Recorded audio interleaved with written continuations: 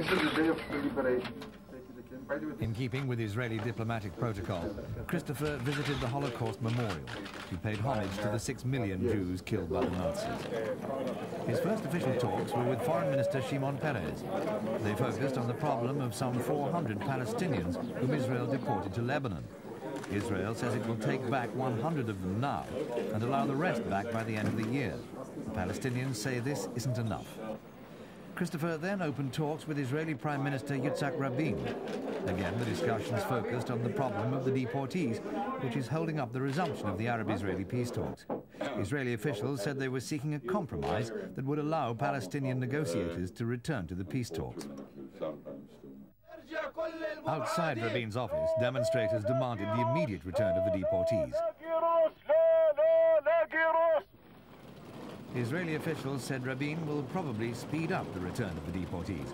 They expected the Israeli government to make a low-key announcement to that effect.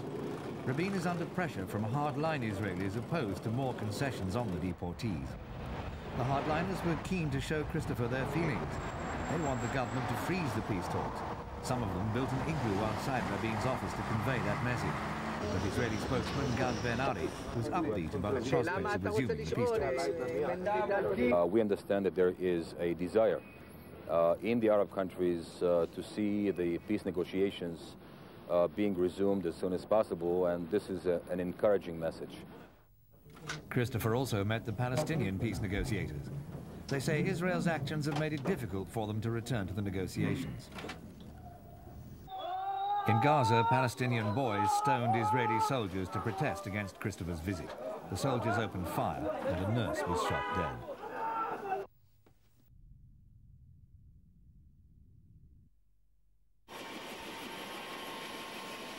After an aerial tour of the occupied territories, Christopher was taken to northern Galilee. The Israelis wanted to show him why they're worried about security.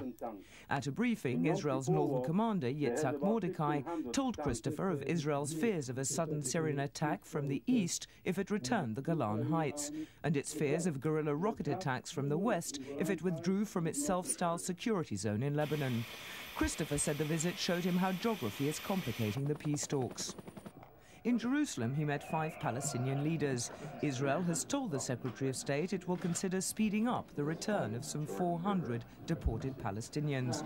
Christopher was hoping this would convince the Palestinians to resume their talks with Israel. So far, they've insisted on the immediate return of the exiles. Outside the meeting, right-wing Israelis opposed to surrendering the occupied territories voiced their displeasure. Are the leaders of the Arab terrorists! The Palestinians had to run the gauntlet of the demonstrators as they left the meeting, but their spokeswoman, Hanan Ashrawi, was upbeat about the talks. Several proposals made that we decided are worth thinking about and pursuing. Christopher held one last meeting with Israeli Prime Minister Yitzhak Rabin. He later said he'd made some progress in his talks with both leaderships, but he'd failed to convince the two sides to resume their talks in April. And in occupied Gaza, Palestinians and Israelis clashed again.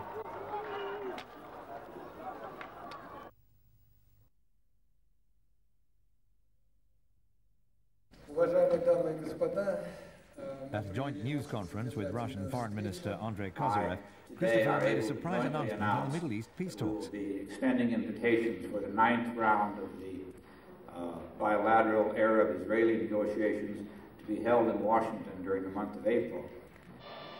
Earlier, Christopher left Israel, ending his tour of the Middle East, but it remained unclear whether he'd convinced all parties to the peace process to resume the talks.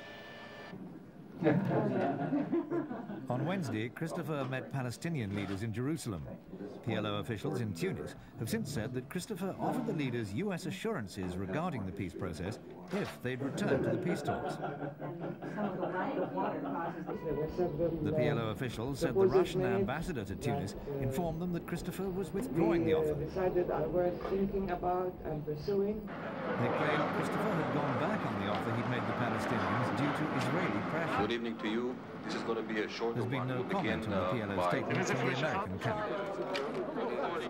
Over these last 3 days, we have strengthened and deepened the special relationship between our two nations. I know that President Clinton is looking forward to greeting Prime Minister Rabin in Washington in the very near future. As Palestinians and Israelis clashed in Gaza, the outlook for the peace talks seemed dim.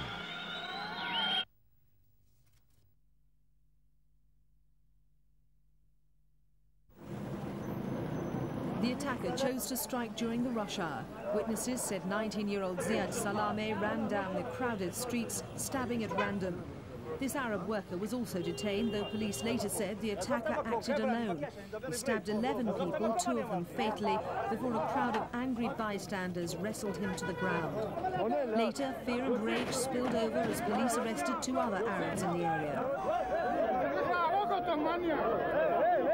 Police said the motive for the attack was political, not criminal. The lone attacker had crossed into Tel Aviv that morning, ostensibly to look for work. 2 victims died after reaching hospital. 3 others are in serious condition. The rest are stable or have been discharged. Public outrage about the violence prompted Prime Minister Rabin to threaten strong action. As long as there is no continuation, we might take measures that will be painful to the Gazians. But such as what? What kind of measures? Such as sealing off Gaza for a certain period. Within hours, Rabin had carried out his threat.